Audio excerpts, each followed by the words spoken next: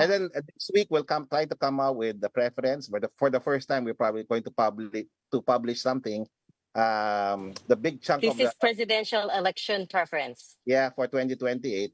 A big chunk of the surveys commission, but the parts that we can now share are quite telling. No? For example, the vice president's numbers went down for the first time in 4 quarters. Yan na nga. Okay. No, this is for 2028 preference. Yeah. The number 2 is not anymore a universe away. Okay. The number 2 person is now just what? 9 between 9 to 12 points away na. So yung gap nagnarrow na po, and just in 1 quarter.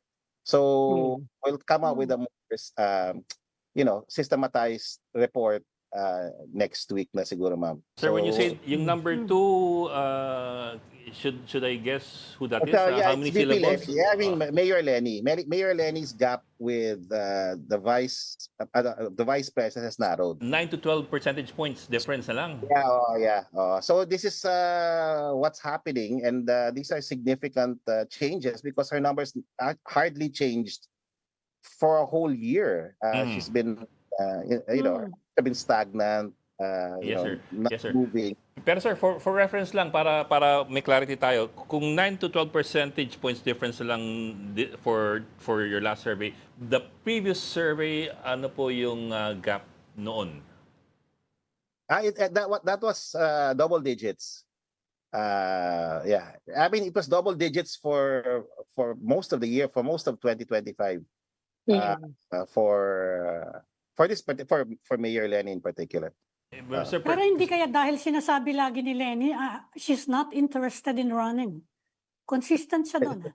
Yeah, I know. Kaya we're wondering also what happened. She didn't do anything last quarter, except for that, very, that visit, that the president made. Yeah. Medyo nag-high profile yung mga bisita sa kanya. And then, siguro, kay President Marcos visiting her in, in Bicol. Naga, yeah. Was the only big event actually that happened, but it could be a confluence of other factors. We have to study. Yeah. So you have to ask as well whether is she gaining supporters or is the front runner losing supporters? That has to be determined. Yeah, but I think to a great extent she's gaining supporters. I don't know if it's because supporters of the front runner, which is the vice president Duterte, is moving out that very much. And freeze. Sir, sorry, we lost you there, and that was the juicy part. Sir, can you hear us? Basta bumaba, maniwala ka sa akin. Ito, si Professor Bumaba nagpatikim, si tapos Vicky. nilaglag tayo. Okay. Kasi embargoed, Ed. Embargoed pa until tomorrow and next Embargoed, week. pero he's talking about it already. So, whatever we're gonna do, close our ears. Bumaba si Vicky, nakasahan niya.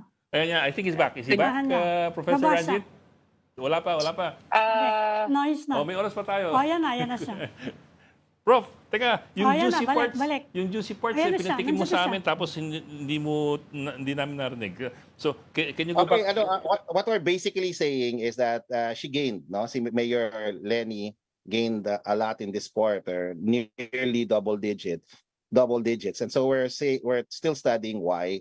And again, Reg is correct. It could be a confluence of other factors. But rest assured, we're going to release the report. Give us some time because we're here part-time in Okta. Yes, sir. We understand.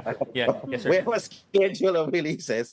And so next week we'll release that. And we'll Prof, But the give big it to us question- before Philstar, But sir, the big question, of course, the big question where you got cut is where is she getting the numbers from? Yeah, that's actually, we have to really study. Don't worry, Ed will come out with a report and see where it's coming from. And one has to see this from the long view, and the long view is that her numbers have improved. She was always number 3 ever since. Now she's the candidate after the vice president with a very competitive preference rating this quarter, and why it's important because the gap has narrowed from what it was, no, for the last 3 or 4 quarters. And so that was, I think that's the big news. No, but of course there are people in that list that are also competitive. There's Rafi Tulfo, there's Erwin Tulfo, there's Mayor Isko, who's consistently been there. There are newcomers in the list, John Vic Remulla, for Vice President in particular, si General Torre. There's always Risa, and of course, let's not forget Bam Aquino. No? So these are the people who are resonating as far as the preference survey is concerned, and we'll come out with a report next week. So let's see if we can come out, at least for the first, for Mayor Lenny and VP Duterte. And let's be clear, the Vice President still leading the surveys. The gap has narrowed, and it could be because of so many other factors: the impeachment, the yellows gaining during that period where the survey was conducted. These are not predictive. This is just preliminary. And I think the major conclusion here is there's no narrative of invincibility or inevitability as far as the Vice President is concerned. And given that there's an impeachment,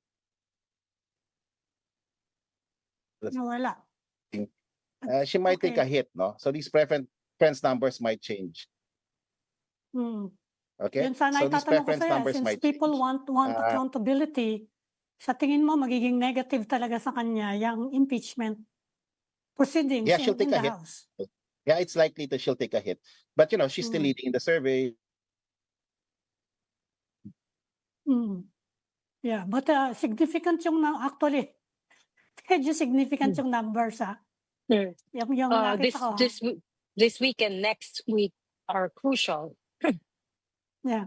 Yeah, okay. So, yeah, thank you. I'm sorry. My internet's really bad. Yeah, so, but yeah, the numbers will change, and we'll try to come out with a report. The impeachment process, she will take a hit there.